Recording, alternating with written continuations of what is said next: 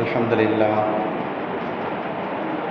نحمده ونستعينه ونستغفره ونؤمن به ونتوكل عليه ونعوذ بالله من شرور أنفسنا ومن سيئات أعمالنا من يهده الله فلا مضل له ومن يضلل فلا هادي له ونشهد أن لا إله إلا الله وحده لا شريك له ونشهد أن سيدنا ونبينا مولانا محمدا عبده ورسوله.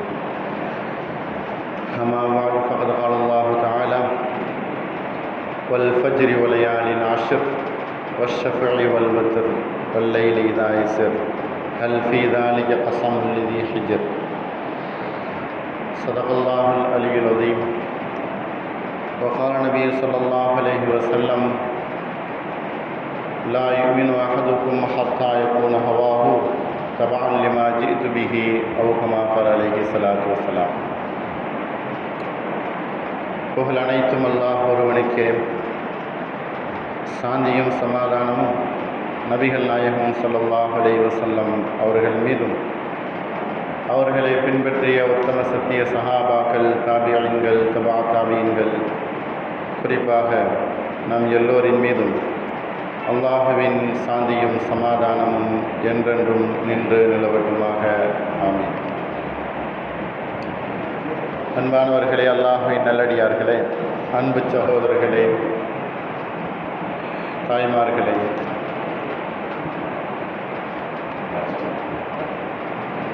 இறைவன் வழங்கிய அருட்கொடைகளிலே மிக பெரும் அருட்கொடை தன்னுடைய நல்லடியார்களுக்கு, அமல் செய்தவர்களுக்கு அல்லாஹ் உயர்ந்த சொர்க்கத்தை வழங்குகிறார். அதற்குரிய அமல்களை அல்லாஹுவை ஏற்படுத்தி கொடுக்கிறார். எப்போ செய்யணும், எந்த மாதிரி அமல்களை மேற்கொள்ளணும், அப்படி செய்தால் அந்த மனிதர் நல்ல மனிதராகவும் சாலிகானவனாகவும் சொர்க்கத்திற்குரியவராகவும் அவர் ஆகிறார். அல்லாஹ் தனது சொர்க்கத்தை படைத்து அடியார்களுக்கு அமல்கள் செய்தால் அடியார்கள் சொர்க்கம் போகுவார்கள், அமல்களுடைய நன்மைகள் இல்லை என்று சொன்னால் அவர்கள் சொர்க்கம் செல்ல முடியாது. அப்படிங்கிற நிலைமையிலே அல்லாஹ் சில அமல்களை நம்மின் மீது கடமையாக ஆக்கியிருக்கிறார். உலகத்தில் பிறந்துவிட்ட மனிதர்கள் படைத்த இறைவனுக்கு நன்றி செலுத்துவதற்கும் நல்ல அமல்கள் செய்வதற்கும் கடமைப்பட்டவர்களாக இருக்கிறார்கள். படைக்கப்பட்ட மனிதர்கள் படைத்தவனுக்கு நன்றி செலுத்துவதற்கும் நல்ல அமல்களை புரிந்து நடந்து கொள்வதற்கும் கடமைப்பட்டவர்களாக மனிதர்கள் இருந்து கொண்டிருக்கிறார்கள். அன்பானவர்களே, உலகம் படைக்கப்பட்ட நாள் முதற்கொண்டு கியாமத் நாள் வரையிலும் நல்லது ஒரு பக்கம் நடக்குது, தீய காரியங்கள் ஒரு பக்கம் நடந்து கொண்டிருக்குது. நல்ல காரியங்களும் தீய காரியங்களும் மனிதர்களுக்கு சொந்தமானது தான். தான் நினைத்து ஒரு காரியம் செய்வது, தான் நிய்யத்தின் பிரகாரம் ஒரு காரியம் செய்வது, அது நன்மையான காரியமா அல்லது தீமையான காரியமா, தீமையான சொல்லா அல்லது நன்மையான பேச்சா என்பதை அறிந்து மனிதனுடைய அறிவுக்கு உட்பட்டு அதை செய்வது, தெரிந்து கொள்வது. மார்க்கம் ஒன்று சொல்லுகிறது, நம்முடைய அறிவு ஒன்று சொல்லுகிறது. மார்க்கம் சொல்லுவதை எடுப்பதா, நாம் அறிவு சொல்வதை எடுப்பதா? மார்க்கத்தினுடைய சட்டம் நம்முடைய அறிவுக்கு நேர் முரணாக இருக்குது அப்படின்னு சொன்னா மார்க்கத்தினுடைய சட்டத்துக்கு தான் முன்னுரிமை. நம்முடைய அறிவு அப்பாற்பட்டது. நம்முடைய அறிவு என்பது அது சுயநலத்தோடு செயல்படும். நம்முடைய அறிவு என்பது பேராசைக்கு செயல்படும். நம்முடைய அறிவு என்பது நம்முடைய சோம்பேறித்தனத்தினுடைய வெளிப்பாடு. நம்முடைய அறிவு சில பேர் சொல்லுவார்களே, எனக்கு அது பிடிக்காது, எனக்கு இது பிடிக்காது, எனக்கு அந்த உணவு பிடிக்காது, இந்த மாதிரி பயணம் செய்வது பிடிக்காது. அல்லாஹ் ரசூல் எப்படி சொல்லியிருக்கிறார்கள், எப்படி அதை செய்யும்படி கட்டளையிட்டு இருக்கிறார்கள், அதன் பிரகாரம் வாழ்க்கை அமைத்துக் கொள்வதுதான் மனிதனை நல்ல அமல் செய்ய வைப்பதில் உயர்ந்த சொர்க்கத்திற்கு கொண்டு போய்விடும். மனிதனுக்கு பிடிக்காத செயல் அல்லாஹ்வுக்கு ரசூலுக்கு பிடிக்கும். மனிதனுடைய உவாமை என்பது அல்லாஹ் ரசூல் செய்ய சொன்னது, அதன் பிரகாரம் வழி வகுத்தது. ஒரு மனிதன் அல்லாஹ் ரசூலுடைய சொல் செயல் அல்லது அதனுடைய வழி எனக்கு பிடிக்காது அப்படின்னு சொன்னா அந்த மனிதன் வழிகேட்டில் போய் கொண்டிருக்கிறான். எனக்கு அது பிடிக்கும், அல்லாஹ் ரசூலுடைய வார்த்தை தான் பிடிக்கும், அல்லாஹ் வழிகாட்டியது நபி அவர்கள் சொன்னதுதான் எனக்கு பிடிக்கும். என்னுடைய வாழ்க்கை எப்படி கஷ்டப்பட்டாலும் சிரமப்பட்டாலும், நான் துன்யாவில் மிகப்பெரிய கேவலத்தை அனுபவித்தாலும் அல்லாஹ் ரசூலுடைய சட்டத்திற்கும் கட்டளைக்கும் நான் கட்டுப்பட்டு நடப்பேன். அப்படிங்கிறது தான் ஒரு இஸ்லாமியனுடைய கொள்கை.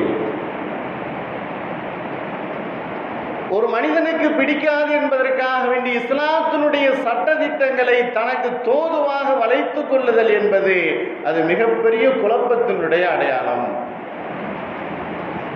வலிதவரிகர்கள் எல்லாம் அப்படித்தான் தனக்கு சாதகமாக அல்லாஹ் குர்ஆன்ல சொல்லுகிறானே, அந்த யூதர்கள் தங்களுக்கு சாதகமாக அவர்களுடைய வேதங்களை மாற்றிக்கொண்டார்கள். நான் இப்படித்தான் இருப்பேன், வேதங்களில் இப்படித்தான் சொல்லப்பட்டிருக்கு என்பதாக வேதங்களை மாற்றினார்கள். அதனுடைய அடிப்படையில் தான் அல்லாஹ் நமக்கு வழங்கிய மிகப்பெரிய அமல், அதனுடைய காலம் என்பது வரக்கூடிய துல்ஹஜ்ஜினுடைய 10 நாட்களாக இருந்து கொண்டிருக்கிறது. அன்பானவர்களே, அல்லாஹ்வின் நல்லடியார்களே, துல்ஹஜ்ஜினுடைய முதல் 10 நாட்கள், அதில் தான் எல்லா நல்ல காரியங்களையும் செய்ய வைத்து அல்லாஹ் நம்மளை உயர்ந்த சொர்க்கவாதியாக ஆக்க விரும்புகிறான். அமல்கள் எது, அது செய்யக்கூடிய காலம் எது, எந்த காலத்தில் எந்த அமல் செய்ய வேண்டும். நோன்புடைய காலம் வந்தது அப்படின்னு சொன்னா அதுல நோன்பு வைக்க வேண்டும். தொழுகையினுடைய நேரம் வந்தது அப்படின்னு சொன்னா அதுல தொழுக வேண்டும். ஹஜ்ஜினுடைய நாட்கள் வந்துருச்சு அப்படின்னு சொன்னா அதுல ஹஜ்ஜு செய்ய வேண்டும். இப்படியாக ஒவ்வொரு காலத்திலும் ஒவ்வொரு நேரத்திலும் அதனுடைய அமல்களை செய்வதை அல்லாஹ் விரும்புகிறான், எதிர்பார்க்கிறான். அதே போன்றுதான் இந்த துல்காதா மாதம் முடிந்து துல்ஹஜ்ஜினுடைய மாதம் ஆரம்பித்தது அப்படின்னு சொன்னா அதனுடைய முதல் 10 நாட்கள் மிகவும் நன்மைக்குரிய நாட்கள், மிகவும் போற்றக்கூடிய நாட்கள். அல்லாஹ் குர்ஆன்ல சொல்லுவான், வல் ஃபஜ்ரி வலயாலின் அஷ்ரின், ஃபஜ்ருடைய அந்த நேரத்தின் மீது சத்தியமாக, 10 இரவுகளின் மீது சத்தியமாக. சூரத்து ஃபஜ்ர்ல இந்த ஆயத்து வருகிறது, 10 இரவுகள் மீது சத்தியமாக. அல்லாஹ் குர்ஆன்ல ஒரு விஷயத்தை சத்தியமிட்டு சொல்லுகிறான் அப்படின்னு சொன்னா அது மகத்தான ஒரு விஷயமாக இருக்கும். சூரியன் மீது சத்தியம் இடுகிறான், இரவு பகலின் மீது சத்தியம் இடுகிறான், சந்திரன் மீது சத்தியம் இடுகிறான். இப்படி உலகத்தில் எதெல்லாம் பெரிய படைப்புகளாக இருக்குதோ அவைகள் மீது அல்லாஹ் சத்தியமிட்டு சொல்லுகிறான். வஷம்ஸி வதுஹாஹா வல் கமரி இதா தலாஹா வல்லைலி இதா யக்ஷாஹா வஸ்ஸமாஇ வமா பனாஹா. இப்படியாக நிறைய ஆயத்துகளிலே அல்லாஹ் சத்தியமிட்டு சொல்லுகிறான். இறைவன் சத்தியமிடுதல் என்பது அந்த பொருள் உயர்ந்தது, அது மாதிரி ஒரு ஆச்சரியமிக்க பொருள் உலகத்தில் இல்லை என்பதின் மீது தான் அல்லாஹ் சத்தியமிட்டு சொல்லுவான். அதனுடைய அடிப்படையில் தான் 10 இரவுகளின் மீது அல்லாஹ் சத்தியமிட்டு சொல்லுகிறான். 10 இரவுகள் எப்படிப்பட்ட இரவுகள்? துல்ஹஜ் மாதத்தினுடைய முதல் 10 இரவுகள். அந்த 10 இரவுகள் நன்மைக்குரிய இரவுகளாக இருந்து கொண்டிருக்கிறது. நன்மையான இரவுகள் அந்த 10 இரவுகள். அதே போல அதனுடைய 10 பகல்களும் நன்மைக்குரிய பகலாக இருந்து கொண்டிருக்கிறது. அல்லாஹ் இன்னொரு இடத்துல சொல்லுகிறான், லியஷ்ஹது மனாஃபிஅ லஹும் வ யذ்குரு ஸ்மல்லாஹி ஃபீ அய்யாமின் மஅலூமாத் அலா மா ரஸகஹும் மின் பஹீமத்தில் அன்ஆம். அல்லாஹ்வுடைய பெயர் சொல்லி அறுக்கப்பட்ட அந்த பிராணிகள் அவர்கள் சாட்சியாளர்களாக இருக்கிறார்கள். அவர்களும் சாப்பிடுவார்கள், ஏழை எளியோர்களுக்கு அதை சாப்பிட கொடுப்பார்கள். அப்படிப்பட்ட அந்த நாட்கள் இருக்குதே, அது அறியப்பட்ட சில நாட்கள் தான். அது சொல்லப்படக்கூடிய, அது செய்யப்படக்கூடிய அந்த நாட்கள் இருக்குதே, அது அறியப்பட்ட சில நாட்கள் தான், எல்லா நாட்களும் கிடையாது.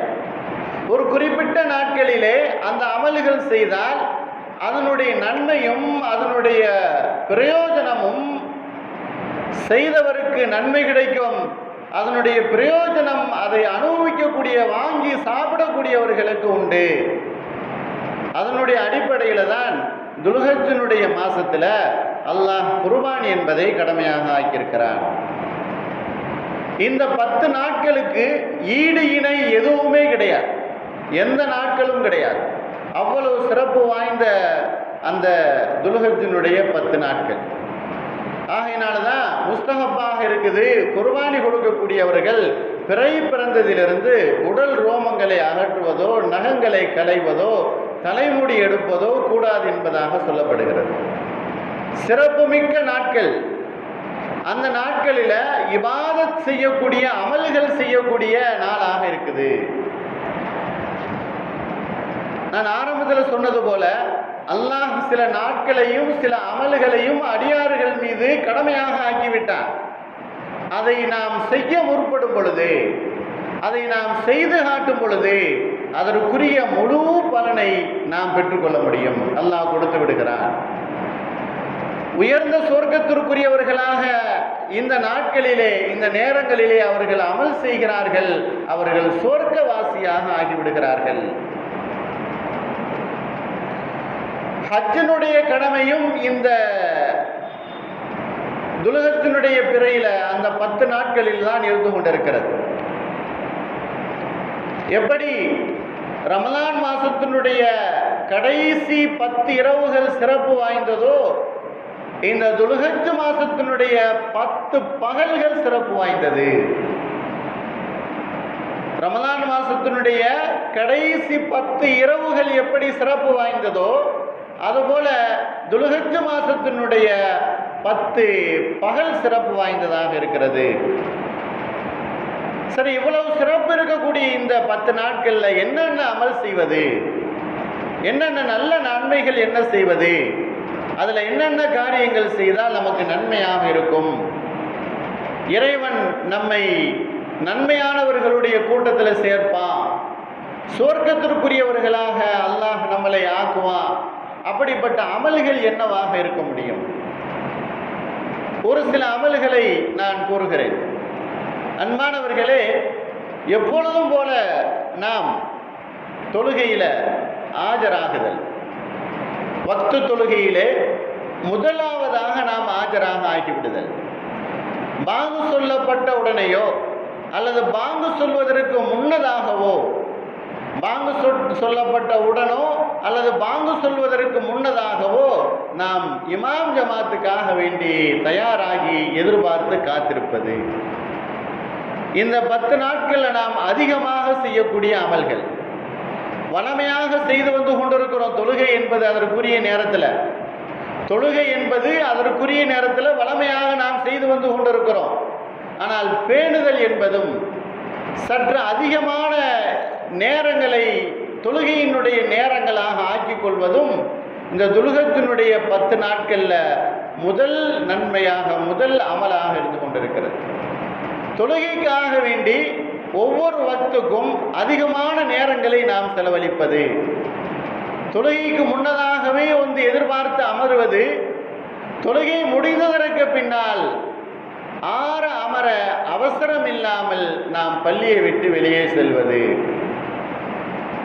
இது முதல் அமலாக இருந்து கொண்டிருக்கிறது. இதில் என்ன நம்முடைய கல்பும் நம்முடைய சிந்தனையும் ஓர்மைப்படுகிறது, மன அமைதி ஏற்படுகிறது, நிம்மதி உண்டாகிறது. நாம் அடுத்த ஏதாவது ஒரு வேலைகள் செய்வதற்கு இந்த நிம்மதி, இந்த அமைதி மிகவும் உறுதுணையாக இருக்கிறது. தொழுகை முடிந்துவிட்டது என்று சொன்னால் நீங்கள் பள்ளியை விட்டும் தொழுகையை விட்டும் முடித்து கொண்டு விரைவாக வெளியிலே சென்று விடுங்கள். உங்களுடைய அடுத்த பரலாக இருக்கக்கூடிய சம்பாத்தியத்தை நீங்கள் சம்பாதியுங்கள் அப்படின்னு சொல்லக்கூடிய அந்த விஷயம் இந்த தொழுகையினுடைய இத்துமினான், இந்த நிம்மதி, மன ஓர்மை, இது அந்த வேலைகளுக்கு உறுதுணையாகவும் நமக்கு தூண்டுதலாகவும் இருக்கும்.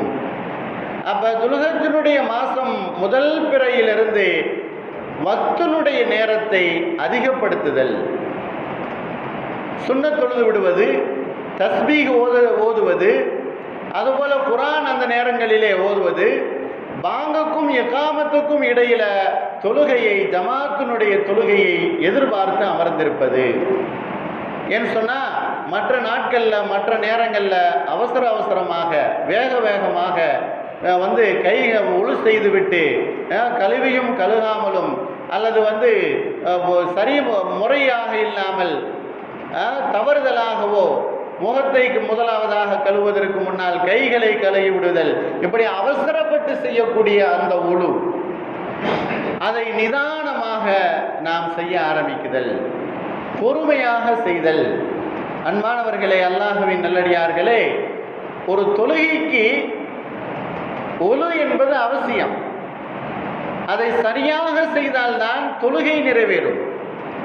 அவசர அவசரமாக சரியாக நினைக்காமல் கையையும் முகத்தையும் காலையும் சரியாக கழுகாமல் அது வந்தோம் அப்படின்னு சொன்னால் தொழுகையினுடைய முறை என்பது நிறைவேறாது. தெரியாமல் இருக்கும் காலமெல்லாம் அல்லாஹ்விடத்தில் பதில் சொல்லிவிடலாம். ஆனால் நமக்கு தெரிந்து விட்டது என்று சொன்னால் நாம் அப்படித்தான் செய்ய வேண்டும். தொழுகைக்காக வேண்டி வரக்கூடிய நம்ம ஒரு ஒழுவில் முறையாக பொறுமையாக அவசரம் இல்லாமல் ஒழு செய்வது. நாம் எப்போது போல வீட்டை விட்டு வெளியிலே சென்று விட்டு வீட்டுக்குள்ளே வரும் பொழுது எப்படி நாம் கைகால்களை கழுகி விட்டு வீட்டுக்குள்ளே போவோமோ அதுபோல இல்லாமல் நான் தொழுகைக்காக வேண்டி ஒழு செய்கிறேன், பரிபூரணமாக ஒழு செய்வேன்.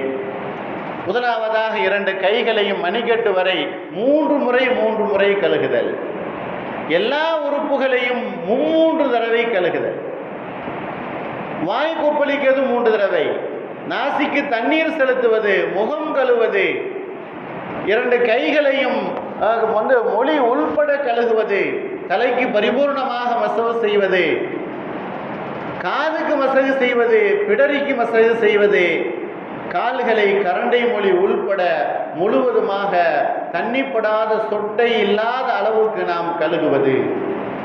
இது தொழுகையை சரி செய்வதற்குரிய ஒரு ஒழுங்குமுறை, ஒழு செய்தல் என்பது.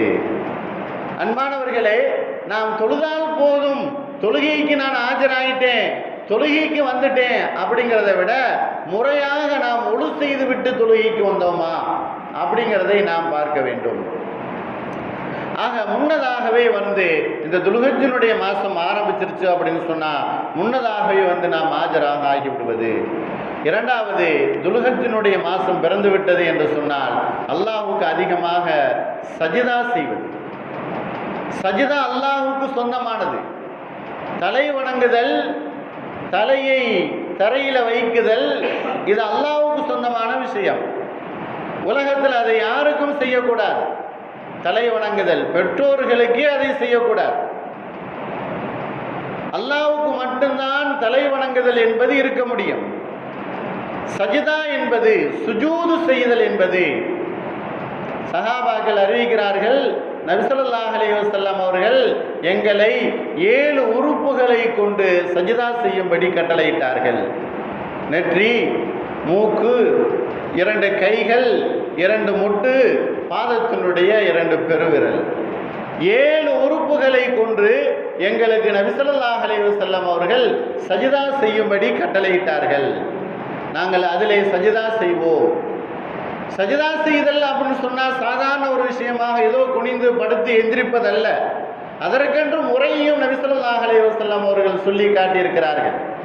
முறைப்படி சஜிதா செய்தல். ஒரு மனிதன் தக்பீர் கட்டிட்டோம் அப்படின்னு சொன்னா ஓதுவதையெல்லாம் ஓதி முடித்ததற்கு பின்னால சஜிதாவுக்கு போகும் பொழுது எப்படி போக வேண்டும்? நாம் நின்று கொண்டிருக்கும் பொழுது நேரடியாக கையை பூமியில ஊண்டுவதா, அல்லது வரிசையாக மொட்டி அதற்கு பின்னால் கை, அதற்கு பின்னால் முகத்தில் இருக்கக்கூடிய அந்த மூக்கினுடைய பகுதி, நெற்றி, இப்படியாக ஊண்டுவதா என்று பார்த்தால் இதுதான் முறை. முதலாவதாக பாதத்தினுடைய அந்த கால், அதற்கு பின்னால் 2 மொட்டிகள், அந்த மொட்டி ஊண்டியதற்கு பின்னால் 2 கைகள், அதற்கு பின்னால் மூக்கை முதலாவதாக வைத்து அதற்கு 2வது நெற்றியை வைப்பது, அதே போல மூக்கை எடுத்ததற்கு பின்னால் நெற்றியை எடுப்பது, இப்படியாக வளமையாக அதை நாம் செய்து வருதல். இப்படி செய்வதுதான் சஜிதாவினுடைய முறை. உலகத்தில் அல்லாஹ் படைத்த இறைவன் தனக்கு சஜிதா செய்யும்படி சொல்லுகிறான்.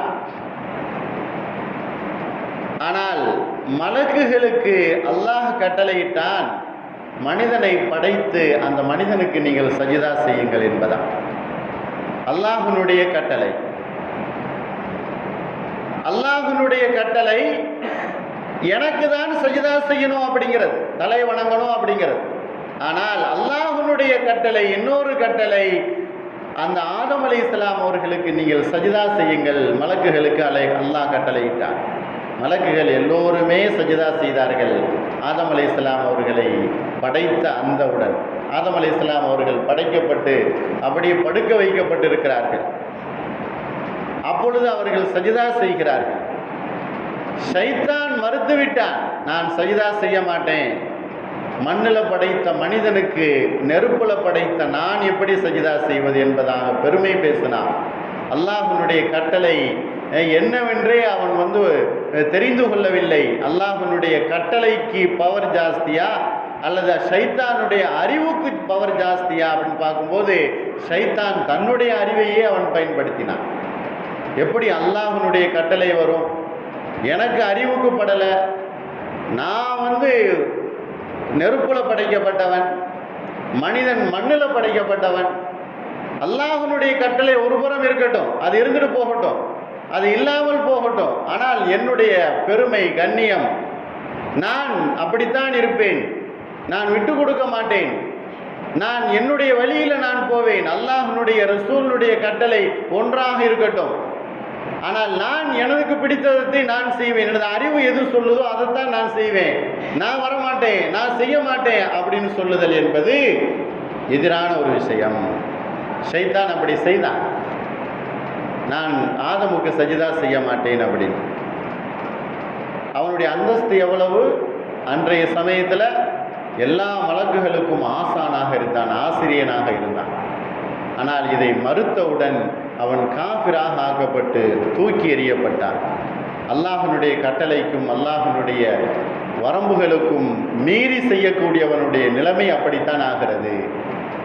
சட்டம் அது ஒரு பக்கம் இருக்கட்டும், நான் நினைப்பதை போன்றுதான் செய்வேன் என்று சொன்னால் அது அந்த ஷைத்தானுக்கு ஏற்பட்ட நிலைமை தான் ஏற்படும்.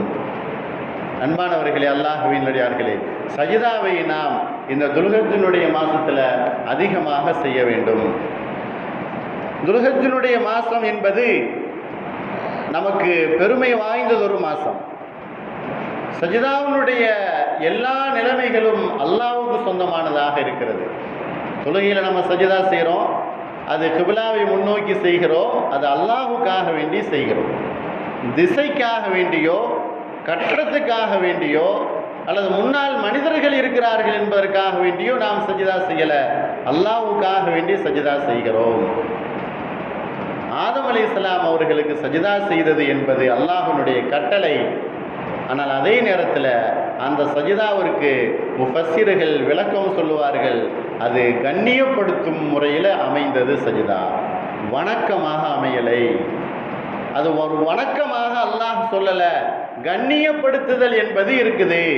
மனிதன் கண்ணியமானவன், மலக்குகளே கண்ணியப்படுத்தினார்கள் மனிதனை.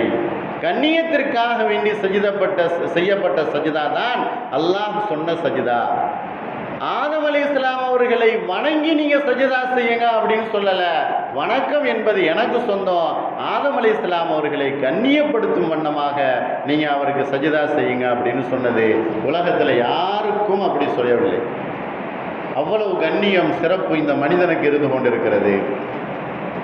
துல்ஹஜ்ஜினுடைய மாதத்தில் அதிகமாக ஸலவாத் ஓதுவது, நம்மை விட்டு சென்ற நம்முடைய முன்னோர்களுக்காக வேண்டி துவா செய்வது, நம்மிடத்தில் யாரெல்லாம் ஹஜ்ஜுக்காக வேண்டி சென்றிருக்கிறார்களோ அவர்களுக்காக வேண்டி துவா செய்வது, ஹஜ்ஜினுடைய மாதங்களில் இந்த 10 நாட்களில் அதிகமாக அல்லாஹுவை புகழ்வது, தக்பீர் சொல்லுவது, தஹ்மீது சொல்லுவது, அதிகமாக அல்லாஹுவை நினைவுபடுத்துவது, அதற்குரிய அந்த ஹஜ்ஜினுடைய காரியங்களை செய்வதற்குரிய முயற்சிகளை செய்வது. குர்பானியினுடைய பிராணி வாங்கணும், குர்பானிக்காக வேண்டி நாம் முயற்சி செய்யணும், குர்பானி கொடுக்கணும், குர்பானியினுடைய இறைச்சிகளை நாம் அடுத்தவர்களுக்கு தானமாக கொடுக்கணும், எந்த எதிர்பார்ப்பும் இல்லாமல். இது போன்ற நிகழ்ச்சிகள் துல்ஹஜ்ஜினுடைய முதல் 10 நாட்களில் நாம் செய்யக்கூடியவர்களாக இருக்கணும். அல்லாஹ் இந்த முதல் 10ஐ நமக்கு பரிபூர்ணமாக கொடுத்து அதில் செய்யக்கூடிய நல் அமல்களை அனைத்தையும் செய்து அல்லாஹுக்கும் ரசூலுக்கும் பிடித்தமான நன்மக்களாக வல்ல ரஹ்மானம் எல்லோரையும் ஆக்கி அருள் புரிவானாக. வாஹிர் தாவானா அல்ஹம்துலில்லாஹி ரப்பில் ஆலமீன். அஸ்ஸலாமு அலைக்கும் வரஹ்மத்துல்லாஹி வபரகாத்துஹு.